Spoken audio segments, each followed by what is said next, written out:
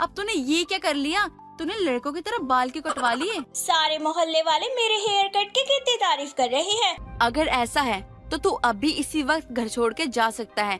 शकुंतला काफी समय से नोटिस कर रही थी कि उसकी बहू के लक्षण बड़े अजीब हैं और अपनी बहू की हरकतों को देखकर एक रोज शकुंतला अपनी बहू से कहती है, बहू, तुझे देखकर ऐसा क्यों लगता है कि तुझमें औरतों वाले या लड़कियों वाले कोई लक्षण ही नहीं है? ऐसा भी क्या देख लिया आपने मुझ में जो ऐसी बात कर रही हैं आप? मैं तो तेरी उन हरकतों के बारे में बता रही हूँ। जिस वक्त मोहल्ले की औरतें तुझे देखने आई थी तो बिना घूंघट घूम रही थी, यहाँ तक कि तेरे सर पे पल्लू भी नहीं था। माँ जी, हम लोग आज के समय में जी रहे हैं और आज की लड़कियाँ सर पर पल्लू रख के नहीं घूमती हैं, बल्कि कितनी ज्यादा मॉडर्न हो गई हैं। ये सब तो ठीक है, लेकिन समाज, घर, बड़े बुजुर्ग, इनकी भी तो कोई मान मर्यादा होती है ना, और वो हमें रखनी पड़ती है। माँ जी, आप भी ना पुराने ख्यालातों वाली बातें करती हैं, तभी तो ये सब बोल रही हैं। ऐसे ही समय बीत रहा होता है। शकुंतला अपने बेटे रोहित को कई बार कह चुकी थी कि वो अपनी पत्नी को समझाए, उसमें थोड़े औरतों वाले लक्षण आए, वरना उसे देखकर ऐसा लगता है कि उसने बहू नहीं बल्कि दूसरा बेटा ब्याह लिया हो। एक रोज सुबह सुबह शकुंतला की पड़ोसन विमला का आना होता है। अरे शकुंतला, तूने तो पूरे मोहल्ले में नाक कटवा कर रख दिया। कैसी बहू ले आई है? और तेरा बेटा तो ऐसा ना था। अब क्या कर दिया मेरे बेटे ने ऐसा? तेरा बेटा घर में है और तेरी बहू कहाँ है फिर? अरे अभी अभी मैं अपने आंखों से देख कर आ रही हूँ, दोनों पार्क में घूम रहे हैं, दौड़ रहे हैं, और तो और तेरी बहू ने तेरे बेटे वाले कपड़े पहन रखे हैं। उसे देखकर तो मुझे लगा ना जाने तेरे बेटे के साथ कौन है। जो 10 बजे से पहले उठती नहीं है तो उसे कह रही कि वो घूमने गई हुई है। रुक, अभी देखती हूँ मैं। हाँ, देख ले। विमला की निगाहों पर शक करना खुद पर शक करने जैसा है। शकुंतला विमला के कहने पर अपनी बहू के कमरे में जाती है तो देखती है कि बहू कमरे में है ही नहीं। ऐसे में विमला शकुंतला से कहती है, देख लिया ना, हो गई मन को तसल्ली। जब मैं कह रही हूँ तेरी बहू वहाँ लड़कों वाले कपड़े पहनकर, तो तुझे लग रहा है मैं झूठ बोल रही हूँ। अरे विमला, इसने तो मेरी पूरे मोहल्ले में नाक कटवा रखी है। कितनी बार कहा है इसे, अभी इसकी शादी को 1 महीना भी नहीं हुआ है। अपनी हरकतों पे ध्यान दे। लेकिन नहीं, इसकी हरकतें तो दिन पर दिन बिगड़ती जा रही हैं। आदमियों की तरह कपड़े पहनना, बैठना, चलना, खाना पीना, सब कुछ। अरे जब लड़की देखने गई थी तो क्या देख कर आई थी? बस तुझे जिंदा लड़की चाहिए थी बहू बनाने के लिए। अरे विमला, तो जानती है, अगर जल्दबाजी में मैंने अपने बेटे की शादी नहीं करवाई होती तो वो किसी मुस्लिम लड़की से शादी कर लेता, फिर तो मेरी और भी ज्यादा बदनामी होती। हे भगवान शकुंतला, तेरी तो किस्मत ही फूट गई। लेकिन जब तेरे बेटे को ही इन सब चीजों से परवाह नहीं है तो तेरी बहू को तो तू बिल्कुल भी कुछ नहीं कह सकती है। आज आने दे दोनों को, उन दोनों की तो मैं अच्छे से खबर लेती हूँ। शकुंतला विमला के लिए चाय बनाती है और दोनों सोफे पर बैठकर चाय पी ही रहे होते हैं। तभी चंपा और रोहित का आना होता है। रस्सा कूदने में आज तो मजा ही आ गया। अभी धीरे धीरे ना तुम्हें आदत हो जाएगी, और जैसे जैसे तुम्हें आदत होती जाएगी तुम और अच्छे से एक्सरसाइज कर पाओगी और तुम्हारी बॉडी भी बन जाएगी। हाँ, मुझे ऐसी वैसी बॉडी नहीं, बल्कि मुझे तो ऐसी बॉडी चाहिए कि जिसे देखकर सब कहे क्या सॉलिड बॉडी है। अगर एक बार किसी को पकड़ लो ना तो बस उसकी सांसें रुक जाए। जहाँ बहुएं किचन में खाना बनाते हुए अपनी सास की सेवा करते हुए अच्छी लगती है, वहाँ आजकल की बहुएं बॉडी बनाने, लड़के जैसे कपड़े पहनने, इन सब पे ज्यादा ध्यान दे रही हैं। क्यों बहू, कुछ गलत तो नहीं कह रही ना मैं? अरे माँ, अच्छा तो है। अगर इसकी बॉडी बन जाएगी ना तो चंपा का मुकाबला कोई नहीं कर पाएगा मोहल्ले में। क्यों नहीं, इसे तो तू अखाड़े में पहलवानी करवाई हो। अरे छोड़, तेरे अंदर लाज भी है कि नहीं? अरे अपनी पत्नी को अपना पैंट कमीज पहनाकर पार्क में दौड़ा रहा था। अरे अभी अभी तो तेरी शादी हुई है। अरे विमला, तू भी किससे समझा रही है जो पहले से ही ना समझ है? अरे इसके अंदर समझ होती तो तुझे क्या लगता है मैं बहू को ऐसे ही समझा रही होती? ऐसा भी क्या कर दिया माँ, आजकल के लोग कितने मॉडर्न हैं और आप ये पुराने जमाने में जी रही हो। ज्यादा जुबान चलाने की जरूरत नहीं है। अपनी बीवी को बोल जाकर कि घर का काम करेगी। नाक में दम कर रखा है दोनों ने मेरे। चंपा को अपनी सास की बातों का कोई असर नहीं होता और उस दिन उसकी हरकतों में कोई बदलाव नहीं आ रहा था। ऐसे में शकुंतला और भी ज्यादा परेशान हो जाती है और एक दिन तो शकुंतला बहुत ज्यादा हैरान रह जाती है जब शकुंतला की बहू चंपा लड़कों की तरह बाल कटवाकर घर में आती है। क्या बात है, आज ऑफिस से तू जल्दी कैसे आ गया? अरे शकुंतला, अब की बार तो तेरी बहू ने हद ही कर दिया। ये क्या देख रही हूँ मैं, हे भगवान। ऐसा भी क्या कर दिया मेरे बेटे ने जो तुम मेरे बेटे को देखकर ऐसी बातें कर रही हो? कहाँ है तेरा बेटा? मुझे तो कहीं नजर नहीं आ रहा। अरे अकल से अंधी, सामने तो खड़ा है मेरा बेटा। तू भी ना कैसी बातें कर रही है? सुबह सुबह कौन सा नशा करके बैठी है? अरे सामने तो तेरी बहू तो है कम से कम, लेकिन तेरा बेटा तो कहीं नजर ही नहीं आ रहा। और तेरी बहू ने ये क्या लड़कों की तरह बाल कटवा लिए हैं? इसे देखकर तो मेरी हंसी नहीं रुक रही है। क्या कह रही है तू? मेरी बहू? इतना कहने के बाद शकुंतला जैसे ही सामने से अपनी बहू को देखती है तो वो हैरान रह जाती है और अपना सर पीटने लग जाती है। अरे बहू, ये क्या किया तूने? तुझे किसने कहा था कि लड़कों की तरह बाल कटवाने के लिए? तूने लड़कों की तरह कपड़े पहना तो भी मैंने कुछ नहीं बोला, खाना पीना सब कुछ रखा तो भी मैंने कुछ नहीं बोला। अब तूने ये क्या कर लिया? तूने लड़कों की तरह बाल क्यों कटवा लिए? क्यों माँ जी, मेरा हेयर कट आपको पसंद नहीं आया क्या? आपको पता भी है सारे मोहल्ले वाले मेरे हेयर कट की कितनी तारीफ कर रहे हैं। आप मोहल्ले वालों से खुद ही पूछ लीजिए। अच्छा, इसका मतलब ये है कि तू इस चाल चलन के साथ बाहर से भी आ गई है? अरे तूने तो मेरी पूरे मोहल्ले में बदनामी करवा दी है। अब तो लोगों को भी शक हो रहा है कि मैंने अपने बेटे की शादी किसी लड़की से नहीं बल्कि किसी लड़के से करी है। ये तो तू सही कह रही है। कल मुझे कांता कह रही थी कि शकुंतला अपने बेटे के लिए बहू लाई है या फिर भाई। सुन रही है ना, लोग कैसी कैसी बातें कर रहे हैं तेरे बारे में। तुझे शर्म नहीं आ रही है क्या? चंपा अपनी सास और पड़ोसन की बातें सुन रही थी, लेकिन उससे उसे कोई खास फर्क नहीं पड़ रहा था क्योंकि सारा मोहल्ला तो पहले ही चंपा की हंसी उड़ा चुका था। कुछ देर बाद शकुंतला अपने बेटे के ऑफिस से आने का इंतजार करने लगती है। आज आने दे रोहित को, तुझे और उसे दोनों को घर से निकालती हूँ। उसके बाद देखती हूँ कि तुम दोनों अपनी मनमानी कैसे करते हो। क्या बात है माँ, आप इतने गुस्से में क्यों हो? कोई बात है क्या? सब ठीक तो है ना? आपने ही तो मुझे कहा था कि गर्मी में बाल छोटे करवा लो। अब मैंने छोटे बाल करवा लिए तो माँ जी को गुस्सा आ रहा है और वो मुझ पर चिल्ला रही हैं। ना जाने कब से मुझे बस सुनाए ही जा रही हैं। माँ, आप बिना बिना बात के कलेश करती रहती हो। अगर आपको अच्छा नहीं लगता है तो ये तो आपकी दिक्कत है ना। इसमें मेरी या चंपा की क्या गलती है? तू इतना नासमझ कैसे हो सकता है? तुझे पता है ना, आज पड़ोस रिश्तेदार सब हमारा मजाक उड़ा रहे हैं। शकुंतला की बहू के चाल चलन बिल्कुल भी अच्छे नहीं है। माँ, लोग तो कुछ भी बोलते हैं, उनकी कौन सुनता है। अगर आपको ना चंपा पसंद नहीं है तो साफ साफ बता दो, मैं चंपा को लेकर घर छोड़कर चला जाऊंगा। अगर ऐसा है तो तू अभी इसी वक्त घर छोड़ के जा सकता है। मैं भी देखती हूँ आखिर तू अपने घर को छोड़ के कितने दिन बाहर रहता है, वरना अपनी और अपनी पत्नी की हरकतों को सुधार ले। रोहित अपनी माँ की बात सुनकर चंपा को लेकर उसके मायके चला जाता है और इधर शकुंतला भी अपने बेटे बहू को फोन नहीं करती। लेकिन जब उन्हें एहसास होता है कि उनके घर जैसा भी है बेस्ट है तो वो अपने घर वापस आ जाते हैं और चंपा अपनी चाल चलन में सुधार करती है। छोटे से घर में सुमित्रा अपने बेटे राहुल और बहू नेहा के साथ रहा करती थी। कुछ साल पहले ही उसके पति का निधन हो गया था, जिसके बाद अपने बहू बेटे के सहारे ही सुमित्रा का जीवन चल रहा था।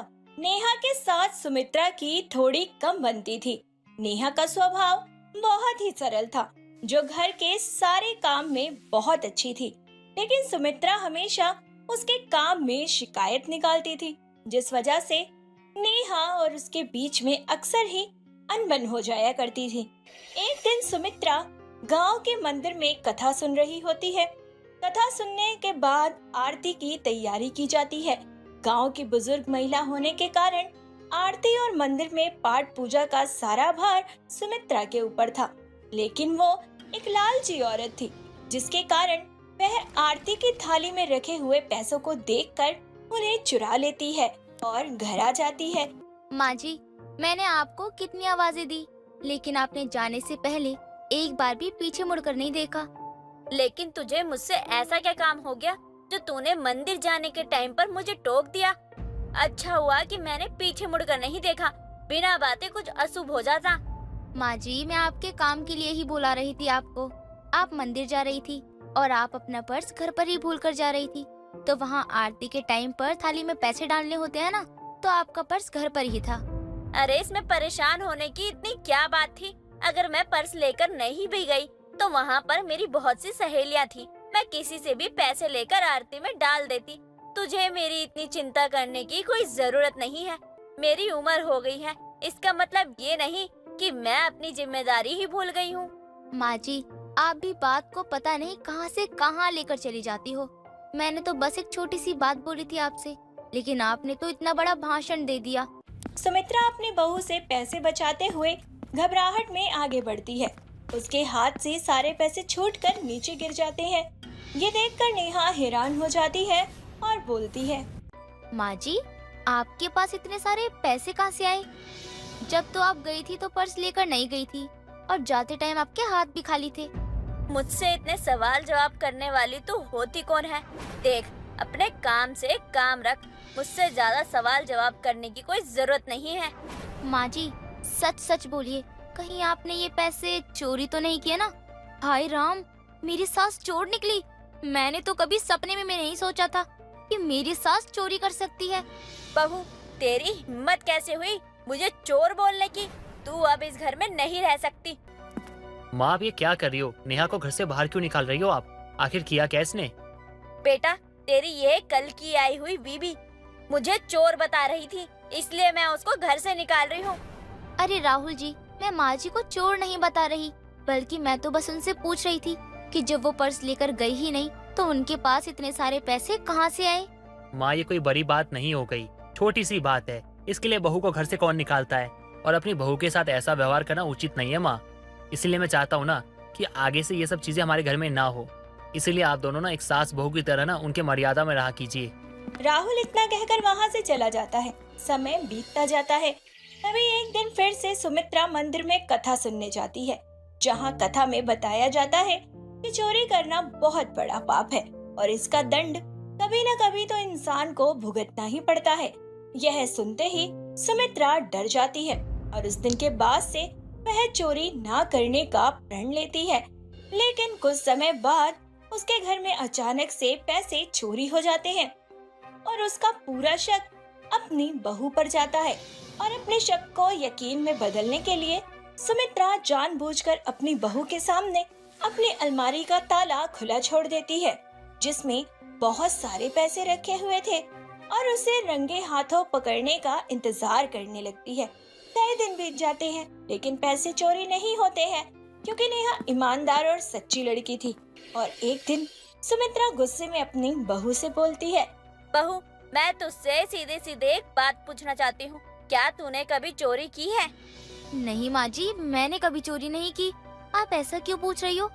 मैं तुझसे ये बात इसलिए पूछ रही हूँ क्योंकि कुछ दिन पहले हमारे घर से पैसे चोरी हुए हैं। वाह, अगर पैसे चोरी हो गए हैं तो आपने सीधा इल्जाम मेरे ऊपर ही क्यों डाला? आपको मुझ पर शक है क्या? आपने कुछ ऐसा किया है जिससे ये पता लग सके कि चोरी किसने की है? आखिर आपके दिमाग में चल क्या रहा है, साफ साफ तो बताइए।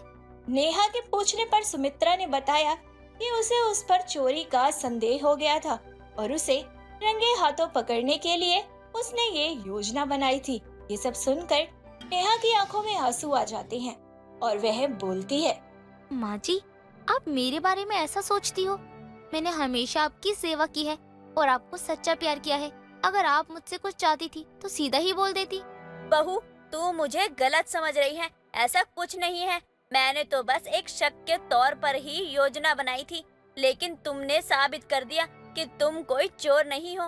मुझे माफ करना जो मैंने तुम्हारे पीठ पीछे ऐसी योजना बनाई। सुमित्रा ने नेहा की सच्चाई और ईमानदारी को देखा और वह समझ गई कि नेहा के साथ अन्याय किया गया है। सुमित्रा ने नेहा से माफी मांगी और वादा किया कि वो फिर कभी उसके साथ ऐसा नहीं करेगी। समय बीतता गया। सुमित्रा और नेहा के बीच के रिश्ते में काफी सुधार आ गया था। दोनों में धीरे धीरे दोस्ती हो गई थी।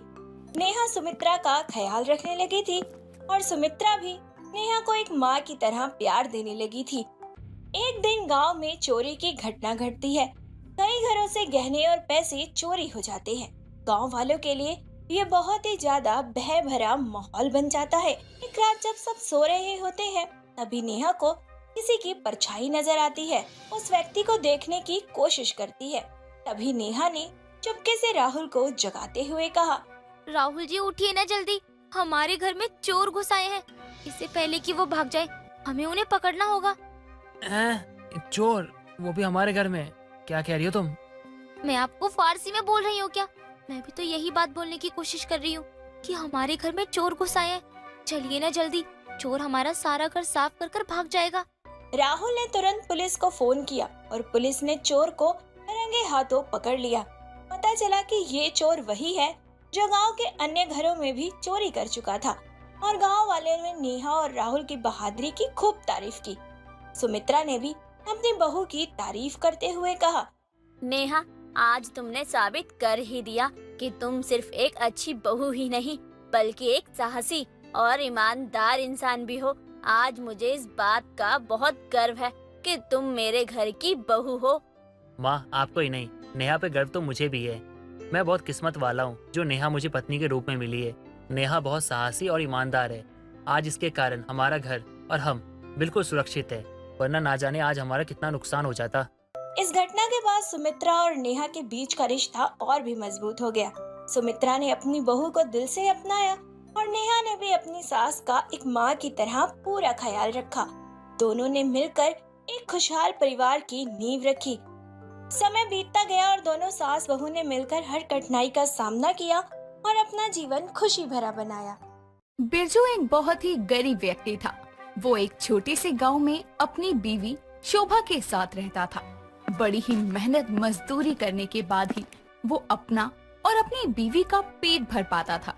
जब इतनी मेहनत करने के बाद भी घर में इतनी गरीबी के साथ रहना पड़ रहा था, तो एक दिन बिरजू की पत्नी शोभा आकर बोलती है, क्या है ये? आप पूरे दिन भर काम करते रहते हो, फिर भी घर में एक पैसा नहीं आता। सब तो तुम्हारी आंखों के सामने ही है।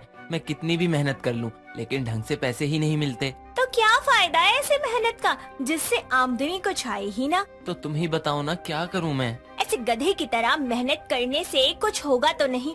इससे अच्छा है कि आप कोई अपना काम शुरू करो। अपना काम शुरू करने के लिए भी तो पैसे ही चाहिए होते हैं ना। तो पैसे अपने गांव के जमींदार से ब्याज पे ले लो ना।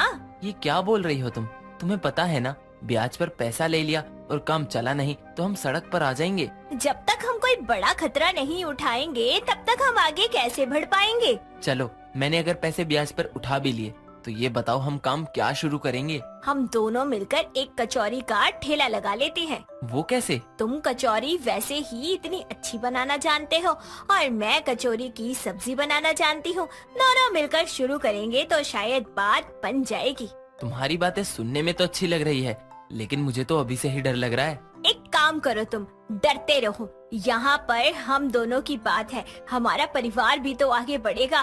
तब तुम बताओ, क्या हम इस गरीबी में ही जीते रहेंगे? हमारे बच्चे ऐसे नंगे पुंगे से गरीबी में पड़े रहेंगे? चलो ठीक है, मैं जमींदार से बात करता हूँ पैसे की। शोभा की बात मानकर बिरजू जमींदार से पैसे मांगने जाता है और जमींदार के पास जाकर बोलता है, सेठ जी, मुझे पैसे की थोड़ी जरूरत है, आप मुझे ब्याज पे पैसे दे दो। तुझे पैसे दे दिए तो मेरे पैसे ही डूब जाएंगे।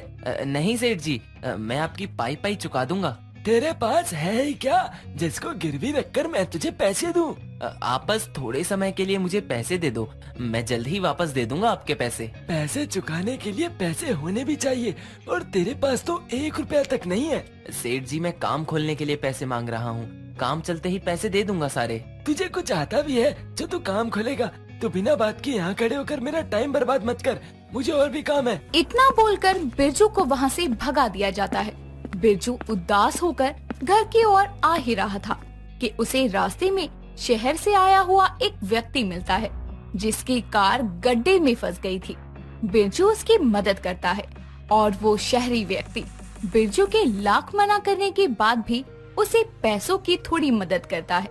उन पैसों को लेकर बिरजू घर आता है और शोभा को देते हुए बोलता है, ये लो, अब हम अपने घर से ही काम शुरू करते हैं। घर से क्यों? बाहर एक ठेला लगा लेते हैं ना। हम थोड़े भी पैसे बिना बात के खर्च नहीं कर सकते। हाँ, बात तो तुम ठीक बोल रहे हो। इतना बोलकर दोनों बाजार जाते हैं। कचौरी, सब्जी बनाने का सारा सामान लेकर आते हैं। सारा सामान लाने के बाद दोनों मिलकर कचौरी और सब्जी बनाने लगते हैं। जब उनकी कचौरी और सब्जी बन जाती है तो वो अपने घर के बाहर ही खड़े होकर उन्हें बेचने लगते हैं। बहुत देर तक भी जब कोई ग्राहक उनकी कचौरी लेने नहीं आता तो बिरजू बोलता है, देख रही हो, अब तक बोहनी तक नहीं हुई। तुम परेशान क्यों हो रहे हो? हो जाएगी थोड़ी देर में। कोई कचौड़ी लेना तो दूर, आसपास भी नहीं आ रहा और ऐसे में हमारा काम कैसे चलेगा? अभी तो काम शुरू किया है, थोड़ा सब्र करो, धीरे धीरे लोग आना शुरू कर देंगे। दोनों बहुत ही परेशान होकर बहुत देर तक वहीं खड़े रहते हैं। काफी देर बाद एक छोटा बच्चा आकर कचौरी खाकर उन्हें पैसे देकर चला जाता है और थोड़ी देर बाद रात होती है। अगले दिन दोनों वापस इसी उम्मीद में कचौरी बेचने लगते हैं, लेकिन अगले दिन भी 1 से 2 व्यक्ति ही उनकी कचौरी खाने आते हैं। ऐसे ही कई दिनों तक चलता रहता है। जब कचौरी में भी ढंग से कमाई नहीं होती तो बिरजू बोलता है, लगता है हमें कचौड़ी का धंधा बंद ही करना पड़ेगा। इतनी मुश्किल से तो मैंने कचौरी का काम शुरू किया और आप हो कि इसे बंद करने के लिए बोल रहे हो। बंद ना करें तो क्या करें, कमाई तो हो नहीं रही और 1-2 दिन में सारे पैसे खत्म हो जाएंगे। अभी तो 2 दिन ही हुए हैं, तुम हार मत मानो, पूरा यकीन रखो ये काम चलेगा, सब्र रखो। तुम्हारे बोलने पर ही तो इतने दिन से रुका हुआ हूँ। तो अब थोड़ा सा रुक जाओ। दोनों काम ना चल पाने के कारण बहुत परेशान थे, लेकिन शोभा बिरजू को हारने नहीं देती और डट कर काम करती है। अगले ही दिन उसके घर के बाहर कचौरी के लिए कुछ लोग आते हैं। उनमें से एक विनोद नाम का आदमी बोलता है, भैया 20 प्लेट कचौरी पैक कर देना। 20 प्लेट कचौड़ी? जी अभी करता हूँ। मुझे किसी ने बताया था कि आपकी कचौरी बहुत ही स्वादिष्ट होती है। जी बिल्कुल। आप इतने समय से कचौरी बेच रहे हैं, कोई दुकान क्यों नहीं खोल लेते? जी वो दुकान तो खोल लेंगे, पहले काम अच्छे से चलने तो लगे। हाँ ये बात भी सही है। ये देखकर शोभा बिरजू से कहती है, हाँ अब बस हमारी मेहनत रंग लाई और कचौरी का बिजनेस अच्छा चलने लगे। हाँ तुम सही बोल रही हो। देखो आज कचौरी खाने के लिए कितने सारे लोग आए हैं और पैक भी करवा रहे हैं। भगवान से यही प्रार्थना है। पहले काम कर लो, बाद में प्रार्थना करना। इतना बोलकर दोनों कचौरी बेचने लगते हैं और उनकी एक ही दिन में अच्छी कमाई हो जाती है। और इसी तरह कई दिनों तक अच्छी कमाई होने के बाद बिरजू शोभा से कहता है, हमारा कचौड़ी का काम अच्छा चल रहा है, अब हमें दुकान खोल लेनी चाहिए। तुमने तो मुंह की बात छीन ली। चलो फिर दुकान खोल लेते हैं। हाँ लेकिन दुकान के लिए कोई कमरा देखा है? हाँ एक कमरा देखा है, आज वही बात करके आता हूँ। ठीक है तुम जाओ यहाँ से, मैं संभाल लूंगी। बिरजू दुकान की बात करने जाता है। फिर वो अपना कचौरी का धंधा दुकान में चलाने लगते हैं। धीरे धीरे करके उसकी दुकान बहुत अच्छी चलने लगती है। कुछ दिनों बाद उसकी दुकान में जमींदार आता है और बिरजू की दुकान को देखकर बोलता है, अरे वाह, तुमने तो बहुत बड़ी दुकान खोल ली। हाँ अब तो काम भी बहुत अच्छा चलता है। मुझे उस दिन के लिए माफ कर देना। कोई बात नहीं सेठ जी, मैं तो वो बात भूल भी चुका हूँ। अच्छा, अपनी कचौड़ी नहीं खिलाओगे मुझे? जी बिल्कुल, आप बैठो मैं अभी लाता हूँ। कचौड़ी तो बहुत स्वादिष्ट है, तुम्हारे हाथों में तो जादू है। जी धन्यवाद। इसी बात पर 5 प्लेट पैक भी कर दो। जी बिल्कुल, अभी करता हूँ। इतना बोलकर बिरजू कचौरी पैक कर देता है और जमींदार को देता है। लोगों को बिरजू की कचौरी इतनी अच्छी लगती है कि लोग दूर दूर से बिरजू की कचौरी खाने आते हैं। ये देखकर बिरजू ने और दूसरे गांव में भी अपनी दुकानें खोली और वहाँ के लोगों को काम पर रखा। बिरजू अपनी कामयाबी को देखकर शोभा से कहता है, आज तुम्हारी वजह से ही काम इतना अच्छा चल रहा है। मेरी वजह से? हम दोनों की मेहनत से है ना? मेहनत भले ही दोनों की हो, लेकिन मैं तो हार मान लेता अगर तुम साथ न देती। आज हम इतने कामयाब हो गए हैं कि अब हमारे बच्चों के जीवन में कोई कमी नहीं आएगी। बस अब काम को और भी अच्छे से फैला दें ताकि हमारे हर शहर में ग्राहक रहें। इतना बोलकर दोनों वापस काम में लग जाते हैं और धीरे धीरे बिरजू की कचौरी इतनी फेमस होने लगती है कि बिरजू कुछ ही दिनों में शहर में एक बढ़िया सा रेस्टोरेंट खोल लेता है और कुछ समय बाद वो अपने परिवार के साथ शहर में ही रहने लगता है और देखते ही देखते वो भी शहर के नामचीन लोगों में से एक बन जाता है। सुमित्रा अपने बेटे रोहित के लिए एक सुंदर सी बहू ब्याह कर लाई थी। सुमित्रा की बहू इतनी सुंदर थी कि हर कोई उसकी तारीफ कर रहा था। अब सुमित्रा की बहू की मुंह दिखाई को उसकी पड़ोसन विमला का आना होता है। अरे सुमित्रा कहाँ है? जरा अपनी बहू की मुंह दिखाई तो करवा दे। हाँ हाँ क्यों नहीं, मुझे तो तेरा ही इंतजार था। अब तक मोहल्ले के अधिकतर लोग मेरी बहू की मुंह दिखाई करके जा चुके हैं, तू भी देख ले। अब सुमित्रा अपनी बहू को बुलाती है। सुमित्रा की बहू सीमा भी मोटे जैकेट और सर्दियों वाले सूट सलवार, पैरों में जुराब और सोल ओढ़े हुए हॉल में आती है। ये लो, मेरी बहू भी आ गई। अब कर ले तू मेरी बहू की मुंह दिखाई। वैसे भी शगुन लाई है या नहीं? अरे शगुन तो मैं लेकर आई हूँ, लेकिन मुझे समझ नहीं आ रहा है कि तेरी बहू ने इतनी गर्मी में इतने गर्म कपड़े क्यों पहने हुए हैं। ये शॉल, ये जुराब, ये सर्दियों के सूट, ये क्या है? अरे बहू सच में ये सब क्या है? ये तो विमला ने नोटिस कर लिया, वरना मैंने तो ध्यान भी नहीं दिया था तेरे इन कपड़ों पर। माँ जी, मुझे गर्म कपड़े इसलिए पहनने पड़ते हैं क्योंकि ये शरीर से जितना पसीना आता है उतना फिगर मेंटेन रहता है। फिर तो तेरी सास और मुझे सर्दियों वाले कपड़े पहनकर घूमने चाहिए ताकि हमारा मोटापा भी कम हो जाए। क्यों, सही कह रही हूँ ना बहू मैं? अरे नहीं नहीं, इसके साथ डाइट भी फॉलो करना होता है और ये सब आप लोगों के बस की नहीं है। वैसे भी आप लोगों की उम्र हो चुकी है। अरे बहू, अब तो घूंघट हटा दे। अब जब इतनी बोलचाल हो ही गई है तो मैं भी तो देखूं कि आखिर सुमित्रा की बहू कितनी खूबसूरत है, जिसका सारा मोहल्ला दीवाना हुआ फिरा है और इतनी तारीफें करता है। अब विमला जैसे ही सीमा का घूंघट हटाती है, विमला सुमित्रा की बहू को देखकर हैरान रह जाती है, क्योंकि वाकई सीमा बहुत ज्यादा सुंदर थी। लेकिन उसके गर्म कपड़े पहनना उसके सास सुमित्रा, ना ही विमला को कुछ समझ आता है। अच्छा ठीक है बहू, अब तू कमरे में जा, या ऐसे कर 2 कप चाय बना ला मेरे और विमला के लिए। अरे बहू, अब तो उतार ले गर्मी के कपड़े। किचन में तो इतनी गर्मी लगती है। ना जाने सुमित्रा तेरी बहू कैसे शौक पाल रही है। मुझे भी बड़ी हैरानी हो रही है, इतनी गर्मी में गर्म कपड़े भला कौन पहनता है? अरे इसके दिमाग पे ना किसी दिन गर्मी चढ़ जाएगी। इतनी गर्मी में जुराब चढ़ा के बैठी है। आज ही इसकी माँ को फोन करके इसकी शिकायत करती हूँ। अरे जरूर कर, लेकिन ये कौन सा तरीका है मोटापा घटाने का? सुमित्रा और विमला को इधर बातें करते हुए काफी समय बीत चुका था। तभी विमला को अचानक याद आता है कि सुमित्रा ने अपनी बहू को चाय बनाने के लिए किचन में भेजा था। अरे सुमित्रा, इधर उधर की बातें करना छोड़ और तू मुझे ये बता, तूने अपनी बहू को चाय बनाने के लिए किचन में भेजा था ना? और अब 20 मिनट से ज्यादा हो चुके हैं, लेकिन तेरी बहू चाय लेकर नहीं आई है। अरे ये तो मैं भूल ही गई थी, रुक अभी देख कर आती हूँ। कहाँ रह गई? कहीं चाय बनाकर खुद तो नहीं पीने लग गई किचन में? इतना कहने के बाद ही सुमित्रा किचन में जाती है, लेकिन वो देखती है कि किचन में उसकी बहू बेहोश पड़ी है और चाय जल चुकी है। अरे विमला जल्दी आ किचन में, ये देख क्या हो गया। मेरी बहू भी बेहोश हो गई और चाय भी जलकर कोयला हो गई। अरे बाप रे, ये इसके गर्म कपड़े पहनने का नतीजा है। इसके ऊपर पानी डाल, ये होश में आएगी। सुमित्रा जल्दी से अपनी बहू का मोटा जैकेट, शॉल हटा देती है और अपनी बहू के ऊपर पानी डाल देती है। तब जाकर सीमा को होश आता है। मैं ठीक हूँ ना? मैं कहाँ हूँ? मुझे तो एक पल को ऐसा लगा कि अब मेरी जान निकल जाएगी। बहू, ये सब तेरे गर्म कपड़े पहनने का नतीजा है। मैं तो तुझे पहले देख के कह चुकी थी कि ये सही तरीका नहीं है मोटापा घटाने का। इससे तुझे गर्मी लगेगी, चक्कर आएंगे और तू बेहोश हो सकती है। अब तू मेरी बात कान खोल कर सुन ले। अगर तूने गर्मी में गर्म कपड़े पहने ना तो तुझे मैं मायके भेज दूंगी। फिर तेरे माँ बाप तेरे लिए लड़का ढूंढते रहेंगे और मैं अपने बेटे की दूसरी शादी कर दूंगी। सीमा को अपनी सास की धमकियों से कोई फर्क नहीं पड़ता, और तो और वो गरम जैकेट और जुराब दोबारा नहा धोकर पहन लेती है। बहू, तुझे मैंने मना किया था ना कि ये कपड़े नहीं पहनने हैं, तो फिर भी पहन कर आ गई। चल इन्हें उतार दे और गर्मी के हल्के कपड़े पहन ले। माँ जी, मैंने अपने रंग रूप को इतना सुंदर बनाने के लिए बहुत मेहनत की है। मैं घर पर जब भी रही हूँ तो मुझे मोटे गर्म कपड़े पहनने की आदत है, जिस वजह से मैं गर्मी में बेशक चक्कर खाकर गिर जाऊँ, लेकिन गर्म कपड़े पहनना नहीं छोड़ सकती। अब की बार अगर तेरे साथ कुछ हुआ ना तो मुझसे बुरा कोई नहीं होगा तेरे लिए। मैं तुझे कह चुकी हूँ, लेकिन तू अपनी हरकतों से बाज नहीं आ रही है।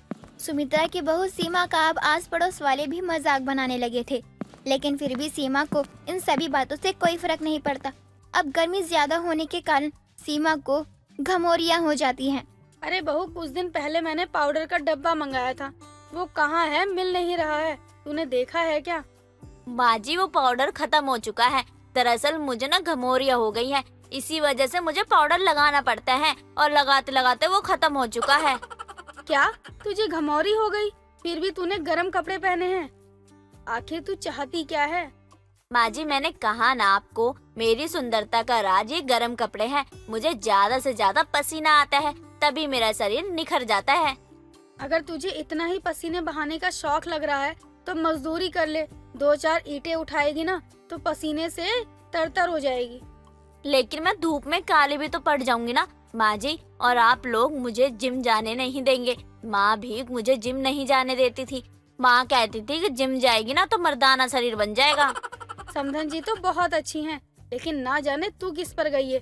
भगवान बचाए मुझे तुझसे। अब तो मोहल्ले वाले भी मुझे तुझे लेकर ताना मारने लगे हैं कि ना जाने क्यों अपनी बहू को गर्म कपड़े पहनाती है ये। अब क्या कर सकते हैं माँ जी, अच्छे काम के तो सब बुराई करते हैं। लेकिन तू अपनी हरकतों को नहीं छोड़ने वाली है, यही कहना चाहती है ना तू? हाँ बिल्कुल ऐसा ही समझ लीजिए। माँ जी, मैं अपने गर्म कपड़े नहीं उतारने वाली हूँ। सुमित्रा अब अपनी बहू से और भी ज्यादा परेशान हो चुकी थी, जिस वजह से वो अब अपनी पड़ोसन विमला से मदद लेती है ताकि उसकी बहू सीमा गर्म कपड़े पहनना छोड़ दे। देख, तेरी बहू ना ऐसे नहीं मानने वाली है। उसके कमरे से पंखा, कूलर, एसी सब हटवा दे। उसके बाद इसे पता चलेगा असली गर्मी आखिर होते क्या है। ये हुई ना बात, अब इसे बताती हूँ कि असली गर्मी होती क्या है। इस औरत ने तो मेरा जीना हराम करके रखा हुआ है, आखिर ये चाहती क्या है? अब अगले ही दिन सुमित्रा अपनी बहू के कमरे से कूलर, पंखा, एसी सब हटवा देती है। अब जब सीमा को ये पता चलता है तो वो अपनी सास को कुछ भी नहीं कहती है। अब मैंने माँ जी को ये कहा कि उन्होंने कूलर, पंखा और एसी क्यों हटाया है, तो वो मुझे ही सुनाने वाली है। लेकिन मैं भी तो क्या ही करूं। सीमा को अब भी पूरी रात नींद नहीं आती। सीमा का पति तो हॉल में जाकर सो जाता है, लेकिन सीमा हॉल में जा भी नहीं सकती थी, वरना तो सुमित्रा उसे अगले दिन से गर्म कपड़े भी ना पहनने दे। और होता भी ऐसा ही है। अगली सुबह जब सुमित्रा उठती है तो वो अपनी बहू के कमरे में जाती है तो देखती है उसकी बहू गिरी हुई है। बहू तो ठीक तो है ना, तू यहाँ क्यों सो रही है? बहू, कहीं तू बेहोश तो नहीं हो गई ना? अरे कितनी सड़ी गर्मी में इस कमरे में है ये।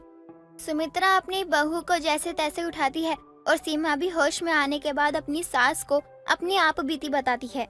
माँ जी, मुझे रात में इतनी गर्मी लगी कि मैं बेहोश हो गई, और अभी आप नहीं आती तो यमराज मुझे लेने के लिए आ ही रहे थे। बस थोड़ा ट्रैफिक जाम में अटक गए थे। चुप कर, और ये भी उतार कर आ। माँ जी, मुझसे भी रात की गर्मी बर्दाश्त नहीं हुई। ये सब मेरे कारण ही हुआ है। तो ध्यान भी तुझे ही रखना चाहिए ना। याद रख, अगली बार अगर तूने ऐसी हरकत करी तो मुझसे बुरा कोई नहीं होगा।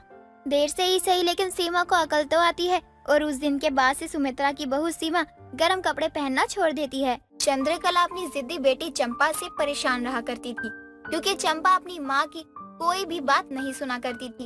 एक रोज देर रात चंद्रकला चंपा के कमरे में जाती है तो वो देखती है कि रात के 12 बज रहे हैं, लेकिन चंपा अभी तक घर नहीं लौट के आई है। हे भगवान, ये लड़की इतनी जिद्दी कैसे हो सकती है? पूरे अपने बाप पर गई है, वो भी कौन सा कम था। ये क्या, तूने शराब पी है और ये कोई वक्त है घर आने का?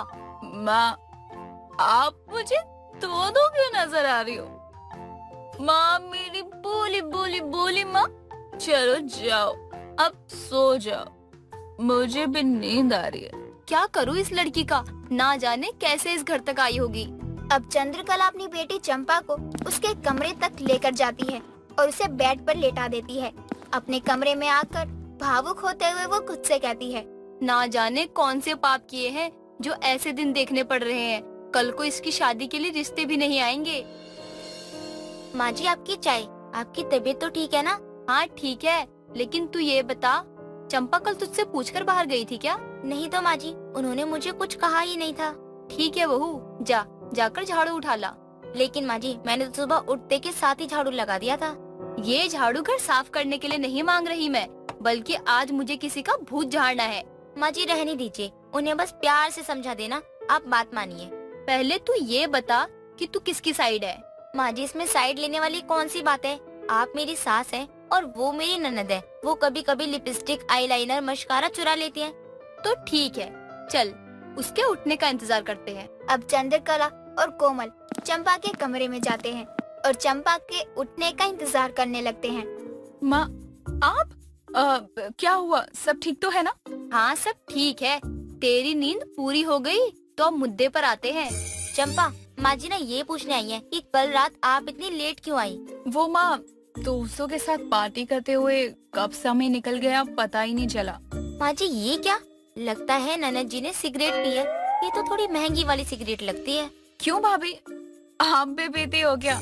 ना ना, ये सब में हाथ भी नहीं लगाती। कोई दुष्ट पापी होगा जो ये सब पिए। तुझे मैंने कितनी बार कहा है, अपनी जिद नहीं छोड़ेगी। तब तक मैं ऐसे ही तुझे मारती रहूंगी। माँ माँ गलती हो गई, अब से नहीं पीऊंगी सिगरेट और ना ही शराब को हाथ लगाऊंगी, और सिगरेट में गांजा भरकर तो बिल्कुल भी नहीं पीऊंगी। माँ जी सुना आपने, ननद जी कह रही है सिगरेट में गांजा नहीं पियेंगी। राम राम, ये सब देखने से पहले मैं मर क्यों नहीं गई, ना जाने कैसी औलाद जन्मी है। पिटने के बाद भी चंपा सुधरती नहीं है। उसके अगले ही घंटे वो अपने कमरे में सिगरेट पी रही होती है और ये देख कोमल कहती है, ननद जी माँ जी आ रही है शायद इधर ही। अरे तो आने दो ना, एक दो सुट्टा वो भी लगा लेंगी। वैसे ही सुट्टे की वजह से अब कितना पिट ही चुकी हूँ, तो अब कैसी शर्म, थोड़ा और पिट लूंगी, इसे नहीं छोड़ सकती। इसका कुछ हो भी नहीं सकता, एक नंबर की ढीठ है ढीठ। अब कोमल फिर से अपनी सास को ये सब बता देती है और चंद्रकला भी चंपा को कितना ही मार लेती। वो ये सब सुनकर रह जाती। देर शाम विमला का चंद्रकला के घर आना होता है। और चंद्रकला कैसी है? कई दिनों से नजर ही नहीं आ रही थी, तो मैंने सोचा तुझसे मिलने ही आ जाऊं। हाँ हाँ क्यों नहीं विमला आंटी, आजकल आपके भी खूब चर्चे हैं। इस उम्र में भी मोहल्ले की शान है आप। हाँ वो तो मैं हूँ बहू। वैसे ऐसा कौन सा काम कर रही है जो मोहल्ले में इतने चर्चे हो रहे तेरे? अरे माँ जी आपको नहीं पता, विमला आंटी ने बीड़ी बनाने का काम शुरू किया है, जिससे हर कोई इन्हें जानने लगा है। और तो और बूढ़ों की तो लाइन लगी रहती है इनके घर के बाहर। अरे बहू बस बस, अब इतनी भी तारीफ ना कर। हो गया तेरा विमला की तारीफों का पुल बांधना, तो जाकर चाय ले आ। वैसे चंद्रकला तुम मेरी तारीफ से जल क्यों रही है? एक बात बता, मैंने सुना है कि बेटी आजकल रात रात में घर आ रही है। ये सब तुझसे किसने कहा? ऐसा कुछ भी नहीं है। अरे चंद्रकला किसी ने नहीं कहा, मैंने तो ये देखा। और कल ही चंपा मेरे घर आई थी, कह रही थी आंटी सुना है आपने बीड़ी का काम शुरू किया है, तो क्या सिगरेट भी रखते हो? मेरे तो कर्म ही फूट गए जो ऐसी औलाद मेरी नसीब आई। विमला तू तो अपनी है, ये बात किसी को मत कहियो। कल ही इसे लड़के वाले देखने आने वाले हैं, अगर बात बनी तो इसका रिश्ता पक्का कर दूंगी मैं। हाँ हाँ चंद्रकला, और चट मांगनी पट ब्याह। अब अगले ही दिन चंपा को लड़के वाले देखने आते हैं और लड़का भी साथ ही होता है। वैसे आपकी लड़की तो हमें देखते ही पसंद आ गई, लेकिन आप लोगों ने जिद करा तो हम लड़की को देखने आ गए। और हमारे लड़के ने तो फोटो भी नहीं देखी, बोला जो आपको सही लगे। जी जी बहुत अच्छा किया आपने। वैसे माई सेल्फ विमला, हिज पड़ोसन। अच्छा आप इनकी पड़ोसन है। जी आपके लड़के में कोई कमी तो नहीं है ना, बस पीता खाता ना हो। जी मेरा लड़का तो खाने से पहले पूछता भी नहीं है कि क्या बना है, जो बना है वही खा लेता है। और आप कह रही हैं पीता खाता तो नहीं? ना जी ना। ये तो बहुत ही अच्छी बात है। कोमल बहू जाकर चंपा को देख तैयार हुई या नहीं। अरे चंपा तू? चर्सीले, मेरा मतलब अमन तुम दोनों एक दूसरे को जानते हो? आंटी ये ना मेरी कॉलेज की ना फ्रेंड है, अभी हम परसों ही तो मिले थे। मेरा अगर जानता होता ना तो ये नौबत नहीं आती। चल अब उठ भी, तुझे मैं अपना घर दिखाऊं। लो कर लो बात, भला अब हमारा क्या काम, अब तो रिश्ता पक्का समझो। अरे ऐसे कैसे, इस रिश्ते को तो मेरे घर वाले ही फाइनल करेंगे। बच्चों की बात पर थोड़े ही हम शादी जैसा बड़ा फैसला ले सकते हैं। अरे चंद्रकला देख ना कहाँ गए हैं दोनों, अभी जवान है, ऐसे दोनों को अकेले छोड़ना भी ठीक नहीं है। बहू जा दोनों को बुला ला। माँ जी ये दोनों तो सुट्टा लगा रहे थे कमरे में, ये क्या कह रही हैं आप? मेरा बेटा तो पीता ही नहीं। अरे तो खुद पूछ लेना अपने बेटे से, बड़ा आया राजा हरिश्चंद्र कहीं का। अरे माँ ये तो ना बहुत ही ना कॉमन हो चुका है, और हमारे ना दोस्तों में ना ये आम बात है। तू चुप रह और चुपचाप से यहाँ आकर बैठ जा। हाँ अमन ठीक बोल रहा है। और वैसे भी आप इनसे क्या ही छुपा रही हो, अमन को तो मेरे बारे में सब पता है। चंद्रकला की बेटी के लिए जिस लड़के का रिश्ता आया था वो चंपा का ही दोस्त निकला। अब अमन की माँ इस रिश्ते के बारे में सोचकर बताएगी। वो ऐसा कहकर वहाँ से चली जाती है। बहू झाड़ू लेकर आ। जी माँ जी, थोड़ा अच्छे से सफाई कीजिएगा, अभी लाती हूँ झाड़ू। माँ ये आप अच्छा नहीं कर रही हैं, ये ठीक नहीं है। तेरे अंदर थोड़ी भी शर्म बची है कि नहीं? जो लड़का तेरे रिश्ते के लिए आया उसे तू कमरे में ले जाकर एक साथ सुट्टा मार रही थी। माँ जी मैं बता नहीं सकती कैसे दोनों एक दूसरे को सुट्टा देते हुए सुट्टा मार रहे थे। राम राम, इसने तो मेरी नाकें कटवा दी। ना ये शादी करेगी और ना ही किसी की इज्जत। चंद्रकला मैं चलती हूँ, तू इसे सुधारने का अभियान चालू रख। अब वो फोन कोमल उठाती है और वो खुशी से अपनी सास चंद्रकला से कहती है, माँ जी खुशखबरी है, आप ननद जी को मार न छोड़िए। क्यों, क्या हुआ? तू पेट से है? अरे नहीं माँ जी, अभी कहाँ। मैं तो उनसे कहती भी हूँ कि आपको दादी बनने की कितनी इच्छा है, लेकिन वो सुनते ही नहीं है। बहू भटक मत, मुद्दे पर आ मुद्दे पर। लड़के वाले ने हाँ कर दी शादी के लिए। बहू देख, इसकी आदत जाने से रही और जब तक ये अपनी आदत छोड़ेगी नहीं तब तक इसे मैं तोड़ना छोड़ूंगी नहीं। माँ जी आपके सर की कसम, लड़के को चंपा बहुत पसंद आई है। आए हाय, नानी ही याद दिला दी, बिना बात के इतना मार दिया। मुझे तो पता था वो रिश्ते के लिए हाँ ही करने वाले हैं। ज्यादा तेज तो नहीं लगी चंपा बेटा? जिद्दी चंपा अपनी आदतों से बाज नहीं आती, लेकिन चंद्रकला भी उसकी शादी करवा ही देती है।